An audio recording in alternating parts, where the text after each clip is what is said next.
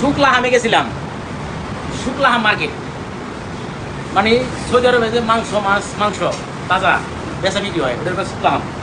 ওখানে যাই যে একটা বড় একটা মাছ, সাগরের মাছ কাইটা বিক্রি করতেছে। ওখানে আমি যে 1 কিলো 100 গ্রাম মাছ একটা পিস নিয়ে আসি, 65 রিয়াল কিলো নিছে মাছটা। কি জানি নামটা কইছিল মাছের, নামটা ভুলে গেছি। নিয়ে আসি সিমের বিচি দিয়ে পাকাবো, আজকে আমরা খাবো রাত্রে। যে সিমের বিচি, সাগরের মাছ, মাছটার নামটা কি করেছে মন নাই। ও মাছটা দেখে খুব পছন্দ হয়েছে, 65 রিয়াল কিলো, তাহলে বাংলাদেশে পরে 2000 টাকার মতো পড়ে। এই যে এখন আমার এই যে হয়ে গেছে মোটামুটি, এই যে সিমের বিচি দিয়ে দিলাম। এই মাছ একটু পরে দিতেছি আমি, মাছ সাগরের মাছ মাছ মধ্যে খাইতে হয়। এই যে মাছ দিয়ে দিতেছি, এই যে মাছ কষায় মাছ গোনা গোনা গোনা গোনা। মাছ কিন্তু খুব শক্ত, ভাঙে না সহজে।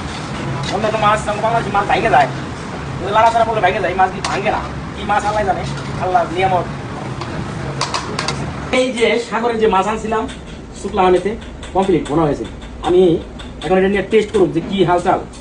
আগে একটা পিস নিয়ে আমি দেখি যে কি পরিস্থিতিটা, মাছের মজা টেস্ট। তারপর যদি মজা লাগে পরে আমি আরো নিব। সবচেয়ে ভালো লাগবে মনে হয় সিমের বিচি। এই যে আমি এখন ভাতের সাথে টেস্ট করবো যে কি মজা, কি ব্যাপার। বিসমিল্লাহ, দেখি আগে চেক করে কি জিনিস।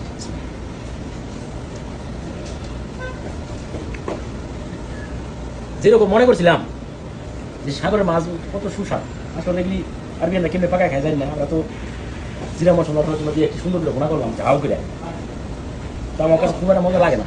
তো তরকারি পাক ঠিক আছে, টেস্ট হয়েছে। তো মাছের কন্ডিশন, এত দামি মাছ 65 রিয়াল কিলো, 2000 টাকার উপরে। যাই আলহামদুলিল্লাহ, সব মিলে ভালো।